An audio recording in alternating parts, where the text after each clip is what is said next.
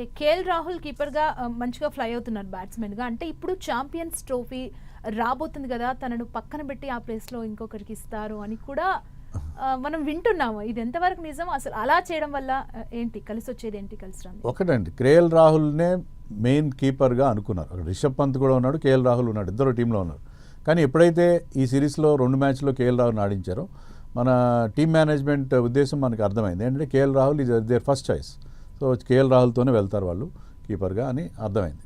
కానీ అయితే KL రాహుల్కి batting విషయంలో మరీ ఎక్కువ లేట్గా 6లో 7లో పంపిస్తే అది అతనికి అస్సలు సూటబుల్ కాదు. అతను నెంబర్ 5లో బాగా ఆడతాడు.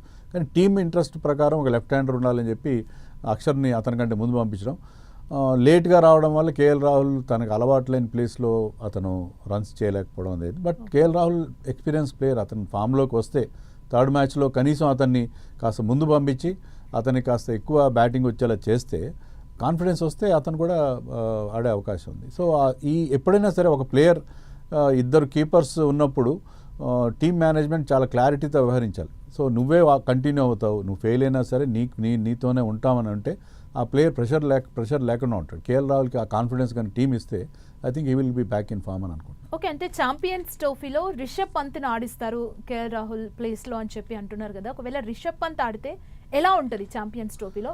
రిషబ్ పంత్ ఎక్స్పీరియన్స్గా అనాలిసిస్ ఎలా చేస్తారు? రిషబ్ పంత్ ఆడితే బాగానే ఉంటుంది. కానీ రిషబ్ పంత్ రికార్డు కనుక మనం చూస్తే వన్ డేస్లో అంత గొప్ప రికార్డు లేదు.